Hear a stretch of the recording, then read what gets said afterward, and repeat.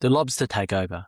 By now you've seen the lobster emoji everywhere. OpenClaw has hit 335,000 stars on GitHub. To put that in perspective, React, the backbone of the modern web, took over 10 years to reach its current count of 243,000 stars. OpenClaw reached the same milestone in just 60 days. We aren't just seeing a popular new tool. We are witnessing the fastest growing software in human history. NVIDIA's Jensen Huang has already dubbed it the operating system for personal AI. But here's what's driving engineers crazy. The agentic loop, where an AI thinks, uses tools, checks the result and loops, isn't new. We had this since AutoGPT launched in early 2023. So why did it take until early 2026 to go mainstream? Why is your local dry cleaner suddenly running a Claw to automate their books, while big corporate AI projects are still stuck in testing? Lex Fridman framed it perfectly.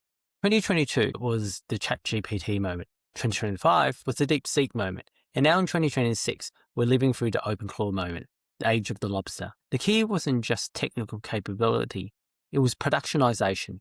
OpenClaw turned chatbots that respond into agents that act. It's a persistent assistant running on your own hardware, accessible through the messaging app you already use.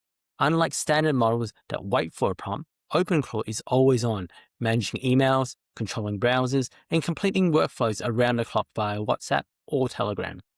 OpenClaw runs as a background daemon with full access to your local file system and terminal. It's proactive, using a heartbeat for scheduled checks, executing real-world tasks like a file system, code execution, and browser automation. Standard agent frameworks are designed around a chat window.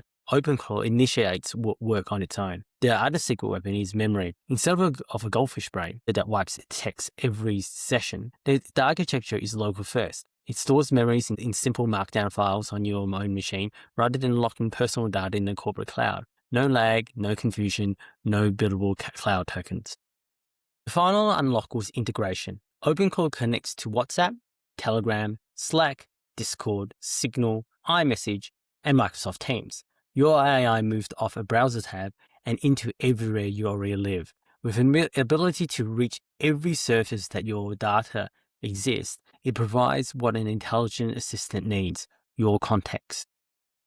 Peter Steinberger is not the kind of founder you read in TechCrunch profiles. He doesn't have a Stanford MBA, and he didn't raise a $15 million seed round. He spent 13 years solving the simple yet incredibly difficult problem of rendering PDFs on iPads, bootstrapping a product that touched over 1 billion devices. After a brief retirement, a simple Twitter analysis tool revealed that AI had fundamentally changed, and Steinberger came back. OpenClaw was project number 44 in his AI exploration phase. The first 43 didn't stick, and the rest is history.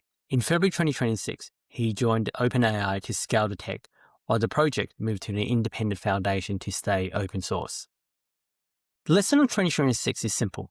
Raw intelligence is now a commodity. As Jensen Huang put it on stage, OpenClaw gave the industry exactly what it needed at exactly the right time, just as Linux did, just as Kubernetes did, and just as HTML did. The winners aren't the ones with the biggest models. They're the ones with the best hands to actually get things done. The claw is the law.